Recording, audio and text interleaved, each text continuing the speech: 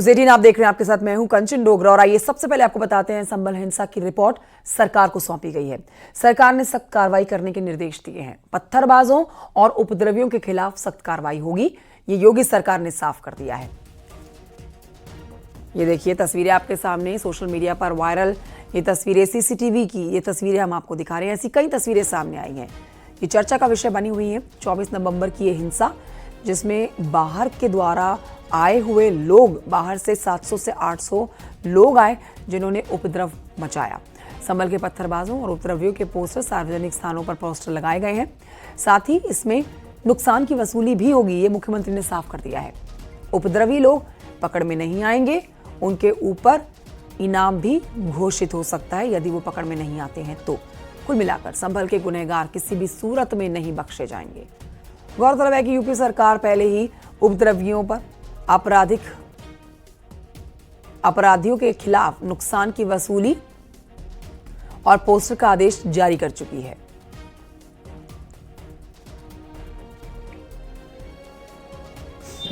संभल में संडे को उपद्रव हुआ, जिसके बाद पथराव, फायरिंग, आगजनी तक हुई, जिसके बाद पुलिस ने घेराबंदी की और मुकदमे की शुरुआत हुई और गिरफ्तारियां भी शुरू हो चुकी है। और ऐसे में मुख्यमंत्री ने ये निर्देश दिए हैं कि इनके भी पोस्टर सार्वजनिक होने चाहिए। जिन्होंने शहर का माहौल खराब किया, उन उपद्रवियों के पोस्टर भी इन चौराहों पर लगे। इस वक्त न्यूज़ 18 टीम इसी मेन घंटाघर बाजार पर है, जहां बवाल हुआ, जिसके लोगों को दुकानें बंद करनी पड़ी। अब इन्हीं चौराहों पर, इन्हीं सार्वजनिक स्थानों पर उन उपद्रवियों के पोस्टर भी लगेंगे, जिसके लिए पुलिस ने पूरी तैयारी कर ली है।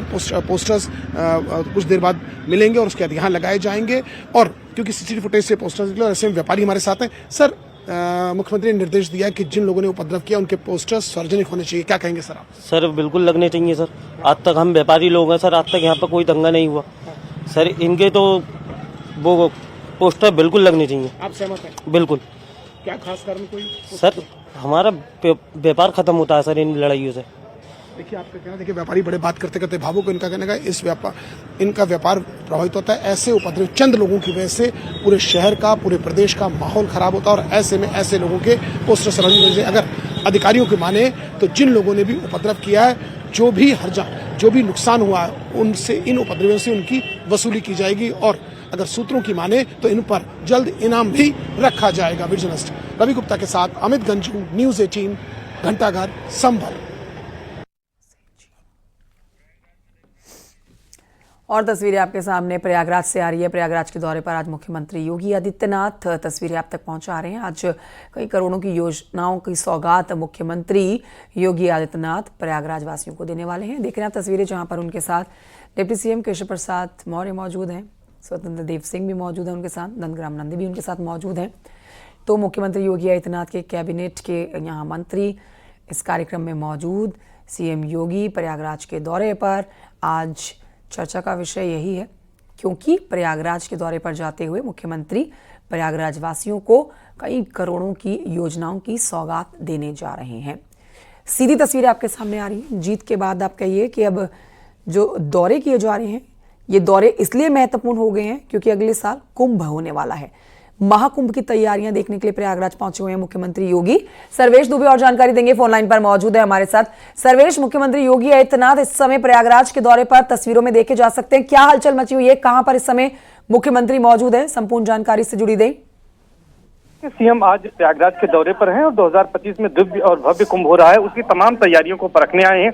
उनका दौरा इसलिए भी महत्वपूर्ण है क्योंकि 13 दिसंबर को पीएम मोदी का दौरा यहाँ पर प्रस्तावित है। उससे पहले सीएम योगी यहाँ पर पहुंचे हैं। 6000 करोड़ से ज्यादा की 500 से अधिक परियोजनाओं पर यहाँ काम चल रहा है और महाकुंभ में करीब 40 करोड़ से ज्यादा लोगों के आने का अनुमान है। उसको लेकर सीएम योगी आदित्यनाथ आज प्रयागराज पहुंचे हैं। सबसे पहले हालांकि वो इलाहाबाद सेंट्रल यूनिवर्सिटी के दीक्षांत समारोह में शिरकत करने पहुंचे थे। वहां से निकलने के बाद वो नागवासुकी पहुंचे हैं। इसके अलावा संगम तट पर रिवर फ्रंट रोड और तमाम अन्य सड़कों का वो जायजा लेंगे। तमाम जो कार्य हो रहे हैं महाकुंभ से जुड़े उनको देखेंगे और उसके बाद वो फिलहाल ICCC में पहुंचेंगे, जहां अधिकारियों के साथ समीक्षा बैठक करेंगे, जिसमें कुंभ के मेलाधिकारी और शासन से आए जो अधिकारी हैं वो भी यहाँ पर शामिल रहेंगे और दिशा निर्देश देंगे। और यहीं से निकलकर सीएम योगी आदित्यनाथ परेड जाएंगे, जहां पर एक जनसभा को भी संबोधित करना उन्हें। और उस जनसभा को संबोधित करने के बाद सीएम योगी आदित्यनाथ यहाँ से वापस लखनऊ जाएंगे। लेकिन सबसे बड़ी बात है कि उनका जो करीब 4.5 घंटे का आज का कार्यक्रम है उसमें उनका जो मेन फोकस है वो महाकुंभ को लेकर ही है, क्योंकि महाकुंभ 2025 की शुरुआत 13 जनवरी से हो रही है, जो कि 26 फरवरी तक करीब 45 दिनों तक चलेगा। और यहाँ पर जो विशेष बात यह है कि इस बार का महाकुंभ दिव्य और भव्य के साथ ही स्वच्छ हो, सुरक्षित हो, ग्रीन हो, इस पर सरकार फोकस कर रही है। प्लास्टिक फ्री कुंभ किया जा रहा है और लगातार सीएम योगी खुद इसकी मॉनिटरिंग कर रहे हैं। नवंबर 2022 में सीएम योगी प्रयागराज आए थे, उस समय उन्होंने तैयारियों की शुरुआत की थी और यही वजह है कि तमाम जो विकास कार्य हैं, जिनमें कि 14 फ्लाईओवर और अंडरपासेस बन रहे हैं, सड़कों और चौराहों का चौड़ीकरण किया जा रहा है। इसके साथ ही साथ एयरपोर्ट पर एक नया टर्मिनल बन रहा है, जो 9 स्टेशन है करीब, जहां से महाकुंभ में तमाम श्रद्धालु और यात्री आते हैं, उन तमाम स्टेशनों का विकास किया जा रहा है, उनमें आधारभूत सुविधाएं बढ़ाई जा रही हैं। तो ये सारे काम महाकुंभ से जुड़े हुए हैं, जिसकी मॉनिटरिंग लगातार एपेक्स कमेटी जो चीफ सेक्रेटरी की अध्यक्षता में गठित है वो कर रही है और सब पर नजर सीएम योगी आदित्यनाथ की खुद है और लगातार वो कई बार यहाँ पर आ चुके हैं और इन तैयारियों को देख चुके हैं। अब चूंकि प्रधानमंत्री को दिसंबर के दूसरे हफ्ते में संभावित है कि 13 दिसंबर को आ सकते हैं, उसके पहले ये सीएम योगी का दौरा काफी अहम माना जा रहा है और माना जा रहा है कि यहाँ पर जो भी कमियां होंगी उसकी ओर सीएम योगी आदित्यनाथ बिल्कुल कर सकते हैं। स्वच्छ सुरक्षित होने के साथ साथ हाईटेक भी होने वाला है महाकुंभ 2025, जिसकी तैयारियां जो चल रही हैं लंबे समय से, उसी का जायजा लेने के लिए आज मुख्यमंत्री योगी आदित्यनाथ जो हैं वो पहुंचे हुए हैं प्रयागराज। बम्पर जीत हुई है उपचुनाव में, ऐसे में जिस भी क्षेत्र में मुख्यमंत्री जा रहे हैं वहां के क्षेत्र के लोगों को भी मुख्यमंत्री से बहुत उम्मीद है। ऐसे में आज प्रयागराज में महाकुंभ की तैयारियों के जायजा तो ले ही रहे हैं, साथ ही प्रयागराज वासियों के लिए भी आज करोड़ों की परियोजनाओं की सौगात भी देने जा रहे हैं। शुक्रिया आपका सर्वे जानकारी के लिए।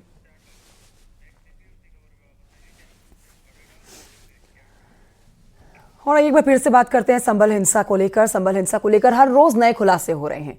हम आपको दिखाने जा रहे हैं कुछ तस्वीरें। मेरे आसपास जो तस्वीरें आप देख रहे हैं इस समय, आप इन तस्वीरों को देख के समझ सकते हैं कि हालात सामान्य हो रहे हैं, लेकिन एहतियातन इंटरनेट अब भी बंद रखा गया है। वहीं हिंसा में शामिल लोगों की पहचान अब भी की जा रही है। पुलिस ने गिरफ्तार लोगों की तस्वीर भी जारी कर दी है। अब तक 27 लोगों को गिरफ्तार किया जा चुका है और जेल भेजा जा चुका है, जिनमें 25 पुरुष हैं, 2 महिलाएं हैं। 100 से ज्यादा लोगों की पहचान की गई है। एफआईआर में अब तक कई बड़े खुलासे हो चुके हैं। एफआईआर में सपा के जो सांसद हैं जियाउर रहमान बर्क, उनको भी आरोपी बनाया गया है। संभल कोतवाली में दर्ज एफआईआर, जिसमें यह जिक्र किया गया है कि विधायक के बेटे सोहेल इकबाल ने भीड़ से कहा था कि सांसद अपने साथ है, मंसूबे पूरे कर लो।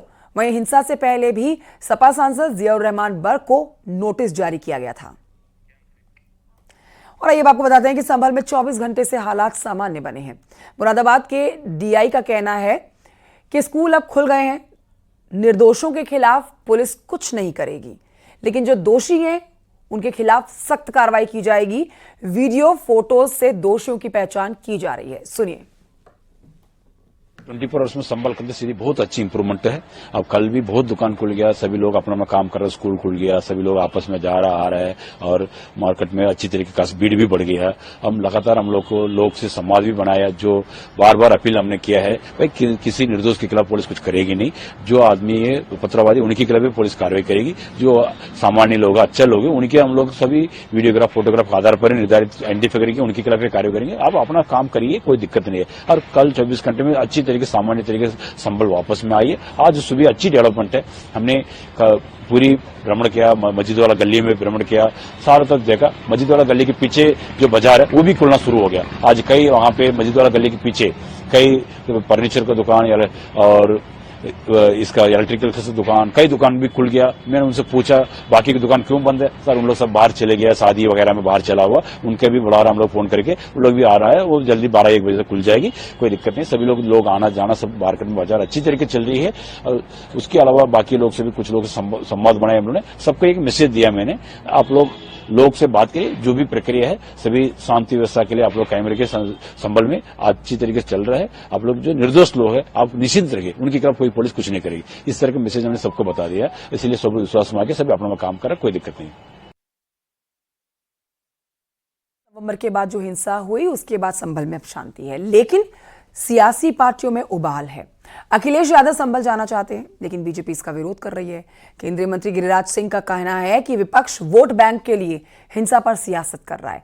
वहीं समाजवादी पार्टी के संभल के सांसद जियाउर रहमान बर्क का कहना है कि एक साजिश के तहत अशांति फैलाई गई है, जिसके लिए पुलिस प्रशासन जिम्मेदार है।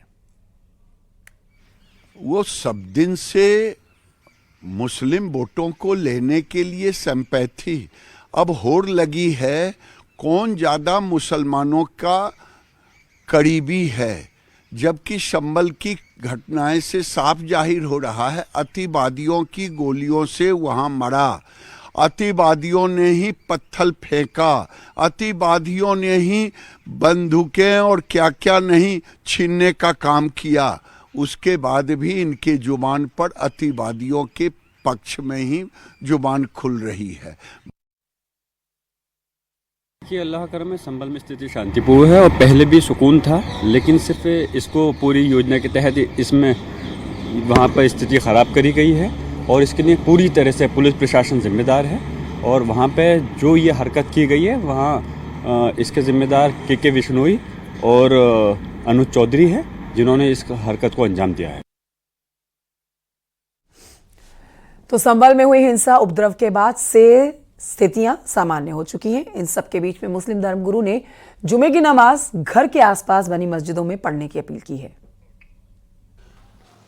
मुफ्ती मोहम्मद अलाउद्दीन व काजी शहर संभल की जानिब से ऐलान किया जाता है कि आने वाले जुमे को 29 नवंबर को तमाम लोग जुमे की नमाज अपने अपने महल्ले की मस्जिदों में अदा करें और देहात से आने वाले हजरात ना आकर के अपने अपने गांव में ही नमाज जुमा अदा करें,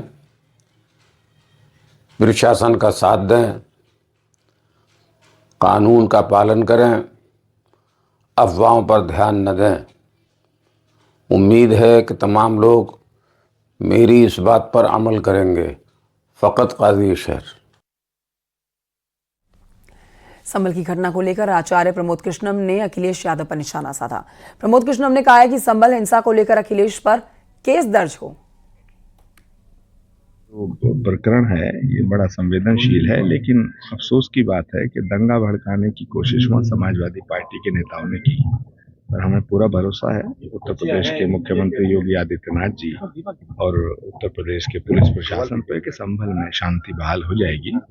जहाँ तक सवाल है हर मंदिर का और जामा मस्जिद का, तो कोर्ट के आदेश का सम्मान करना चाहिए, कोर्ट के आदेश की प्रतीक्षा करनी चाहिए। उत्तर प्रदेश में जो उपचुनाव हुआ है उसमें हार से समाजवादी पार्टी बौखला गई है और अखिलेश यादव जी पहले पत्थर फेंकवाते हैं, दंगा भड़कवाते हैं, भीड़ को उकसाते हैं, फिर डेलीगेशन भिजवाते हैं, घड़ियाली आंसू बहाते हैं।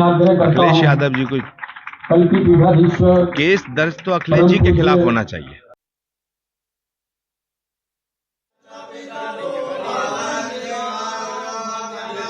पूजा अर्चना कर रहे हैं। प्रयागराज के दौरे पर मुख्यमंत्री योगी, अब से थोड़ी देर पहले आपने देखा, इस समय जो बता दें आपको, नाग वासुकी में पूजा अर्चना की जा रही है मुख्यमंत्री योगी आदित्यनाथ की तरफ से। नाग वासुकी मंदिर में मुख्यमंत्री इस समय मौजूद हैं। विधि विधान तरीके से पूजा अर्चना की जा रही है। बेहद महत्वपूर्ण हो जाता है मुख्यमंत्री का ये दौरा, क्योंकि निरीक्षण करने के लिए पहुंचे हैं। महाकुंभ 2025 की तैयारियां लगभग पूरी हो चुकी हैं। लंबे समय से ये तैयारियां की जा रही थी। 12 साल में लगने वाला महाकुंभ 2025 इस बार का बहुत खास रहने वाला है, जहां पर स्वच्छता, सुरक्षा और हाईटेक तरीके से यहां पहुंचने वाले लोगों को सुविधाएं दी जाने वाली है। सर्वेश दुबे और जानकारी देंगे, फोन लाइन पर मौजूद है। सर्वेश, मुख्यमंत्री योगी आदित्यनाथ इस समय पूजा अर्चना में लीन नजर आ रहे हैं, इसके आगे का क्या कार्यक्रम है? देखिए, सीएम योगी आदित्यनाथ अब नागवासुकी मंदिर में पहुंचे हैं, जहां पर वो पूजा अर्चना कर रहे हैं। नागवासुकी मंदिर के बारे में अगर हम बताएं तो यहाँ पर ये जो है नाग देवता का जो है ये मंदिर कहा जाता है और यहाँ पर नाग पंचमी के दिन काल सर्पदोष की यहाँ पर पूजा अर्चना की जाती है और इसका विशेष महत्व है और बताया जाता है कि पूरे उत्तर भारत में यहीं पर नागवासुकी का ये इकलौता मंदिर है। इसका भी सौंदर्यीकरण करोड़ों की लागत से योगी सरकार करा रही है और महाकुंभ से पहले इसका सौंदर्यीकरण हो जाएगा। और सीएम योगी आदित्यनाथ यहाँ पर पहुंचे हैं, यहाँ पर पूजा अर्चना कर रहे हैं और खासतौर पर जो यहाँ पर कॉरिडोर बनाया जा रहा है, जो यहाँ पर निर्माण कार्य किया जा रहा है, मंदिर का पुनर्निर्माण, उस कार्य को भी यहाँ पर देखेंगे। और सीएम योगी आदित्यनाथ सीधे वहां से निकलकर जो 13 किलोमीटर का रिवर फ्रंट बनाया जा रहा है, ताकि कि यहाँ पर महाकुंभ में आने वाले लोगों को आवागमन हो। खासतौर पर लखनऊ और अयोध्या की ओर से जो लोग भी आएंगे वो फाफामऊ से सीधे रिवर फ्रंट के जरिए महाकुंभ के अंदर प्रवेश करेंगे, जिससे शहर का ट्रैफिक जो है वो बाधित नहीं होगा। एक 13 किलोमीटर का करीब ये रिवर फ्रंट बनाया जा रहा है, उसके निर्माण को देखेंगे। इसके बाद संगम नोट जाएंगे, जहां पर प्रधानमंत्री नरेंद्र मोदी की दिसंबर के दूसरे हफ्ते में यानी कि 13 दिसंबर को प्रस्तावित सभा होनी है, उस जगह को भी देखेंगे। और अन्य जो निर्माण कार्य है महाकुंभ से जुड़े हुए, चाहे वो 7 घाट नए बनाए जा रहे हैं, जो यहाँ पर परमानेंट घाट बन रहे हैं गंगा और यमुना नदियों पर, उसको भी ऑलराइट, सर्वेश दुबे आप नजर बनाए रखिए मुख्यमंत्री के दौरे पर। फिलहाल की जानकारी के लिए आपका शुक्रिया। और बढ़ते हैं आगे, कुछ और खबरें आप तक पहुंचाते हैं। झांसी में बाबा बागेश्वर ने अपनी पदयात्रा के दौरान एक बहुत बड़ा बयान दिया। बाबा बागेश्वर ने कहा है कि एक धर्म विशेष के लोग पूरी दुनिया के लिए चैलेंज बनते जा रहे हैं, क्योंकि पूरी दुनिया में अपना राज स्थापित करना चाहते हैं। उन्होंने कहा है कि हिंदू आगे नहीं आए तो ना देश बचेगा ना हिंदू।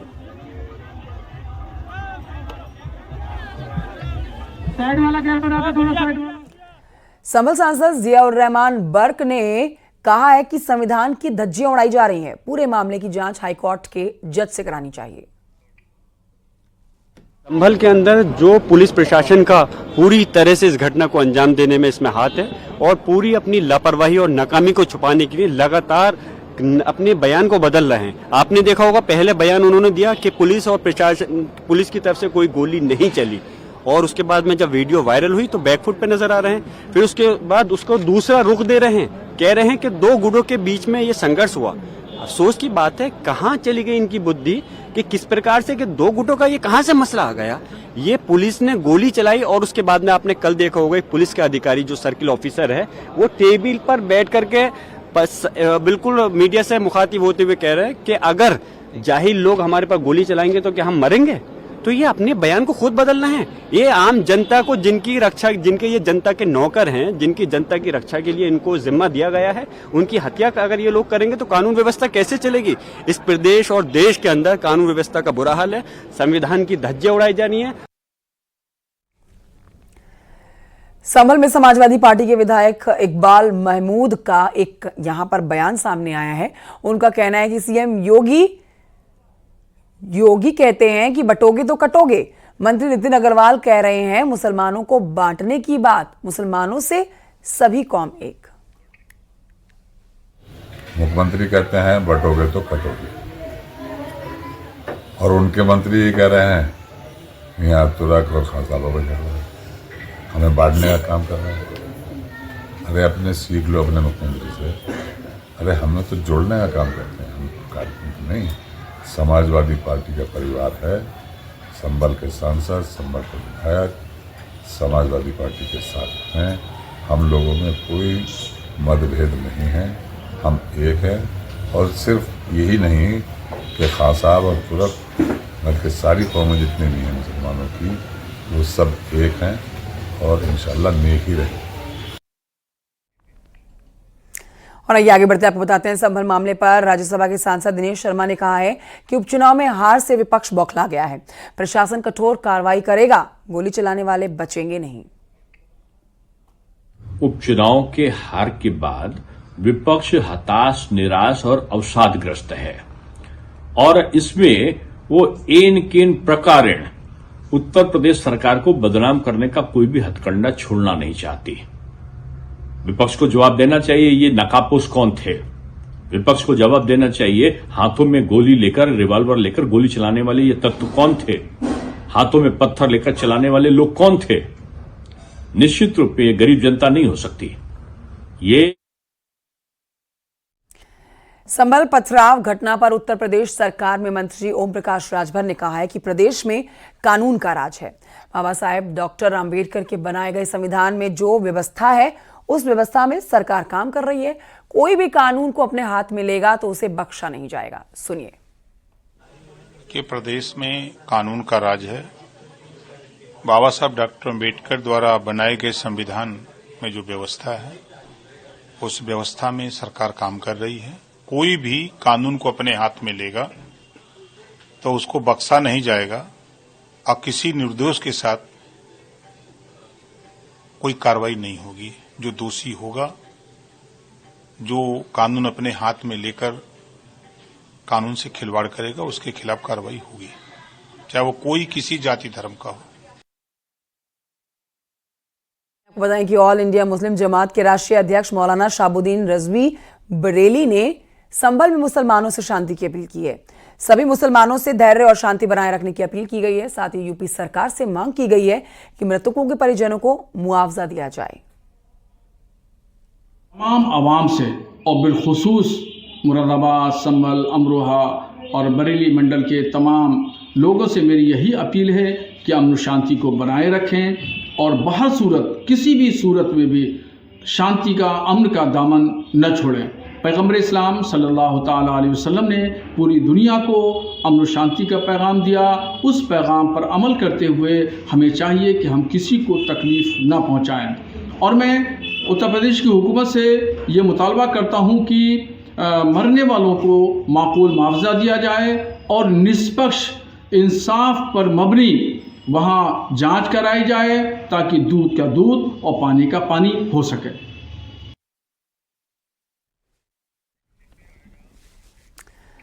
मुख्यमंत्री योगी आदित्यनाथ इलाहाबाद यूनिवर्सिटी के दीक्षांत समारोह में शामिल हुए। सीएम योगी ने छात्रों को संबोधित किया और इस मौके पर उन्होंने कहा कि संविधान की मूल प्रस्तावना में 2 शब्दों को चोरी छिपे जोड़ा गया है। समाजवाद का मतलब किसी परिवार की चाकरी करना नहीं है। और उस भारत में धर्म की व्याख्या कितने संकुचित दायरे में कैद करके अपने स्वार्थ के लिए भारत के संविधान की आत्मा पर ही कुठाराघात कर दिया जाता है। ऐसे शब्द घुसेड़ते जाते हैं। वो पंथ निरपेक्ष से बढ़कर के अब वो धर्म निरपेक्ष हो गया। और फिर कहां तक जाएगा? एक पक्ष वह है हमारी युवा पीढ़ी के सामने। प्रियंका गांधी को वायनाड लोकसभा सीट से सांसद चुने जाने का सर्टिफिकेट सौंपा गया है। राहुल गांधी की मौजूदगी में प्रियंका गांधी को वायनाड लोकसभा उपचुनाव में जीत का सर्टिफिकेट सौंपा गया है। प्रियंका गांधी ने वायनाड लोकसभा सीट से 4,10,000 वोट से जीत दर्ज की थी। इसका सर्टिफिकेट उन्हें को सौंपा गया है। और ये बात करते हैं झांसी अग्निकांड की। इस पर एक बड़ा अपडेट आपको दे देते हैं। सरकार ने बड़ी कार्रवाई की है। अग्निकांड के मामले में मेडिकल कॉलेज के प्रिंसिपल को लखनऊ अटैच किया गया है, जबकि मेडिकल कॉलेज की सुपरिटेंडेंट समेत 3 लोगों को सस्पेंड कर दिया गया है।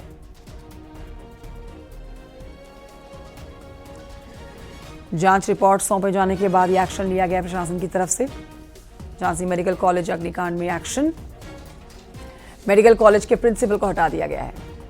15 बच्चों की जान गई थी झांसी मेडिकल कॉलेज अग्निकांड में, जिसके बाद 1 हफ्ते में मुख्यमंत्री योगी आदित्यनाथ को रिपोर्ट सौंपी जानी थी। अब जो रिपोर्ट सौंपी गई है उसी के आधार पर यह एक्शन लिया गया है। और आइए इस वक्त की बड़ी खबर आपको बताते हैं। ग्रेटर नोएडा से बड़ी खबर, जहां पर एसीपी दादरी लाइन हाजिर। एसीपी दादरी अमित प्रताप लाइन हाजिर किए गए हैं। दादरी थाने का एसएचओ सुजीत उपाध्याय सस्पेंड। प्रतिबंधित मांस पकड़े जाने पर एक्शन। लगातार पकड़ा जा रहा था प्रतिबंधित मांस। सभी कोल्ड स्टोरेज की जांच के आदेश दे दिए गए हैं। ये बड़ी खबर आपको बता रहे हैं। ग्रेटर नोएडा से बड़ी खबर, एसीपी दादरी लाइन हाजिर कर दिए गए हैं। एसीपी दादरी अमित प्रताप की हम बात कर रहे हैं, जिनको लाइन हाजिर कर दिया गया है। दादरी थाने का एसएचओ सुजीत उपाध्याय भी सस्पेंड हो चुका है, क्योंकि प्रतिबंधित मांस पकड़ा गया था और प्रतिबंधित मांस पकड़े जाने के बाद ये एक्शन लिया गया है। आपको यहां बता देते हैं कि लगातार पकड़ा जा रहा था प्रतिबंधित मांस, जिसके बाद कार्रवाई की मांग की गई थी। सभी कोल्ड स्टोरेज की जांच के आदेश भी दे दिए गए हैं। कोल्ड स्टोरेज की जांच के आदेश के साथ साथ एसीपी दादरी लाइन हाजिर कर दिए गए हैं। अमित प्रताप लाइन हाजिर हुए और दादरी थाने के एसएचओ सुजीत उपाध्याय सस्पेंड किए गए। हिमांशु और जानकारी देंगे, इस पर फोन लाइन पर मौजूद है। हिमांशु, पूरी खबर विस्तार से बताएं। देखिए, आपको बता दें कि कुछ दिन पूर्व दादरी थाना क्षेत्र में करीब 5 करोड़ रुपए से ज्यादा का प्रतिबंधित मांस पकड़ा गया था और उसके बाद फैक्ट्री सील कराई गई थी।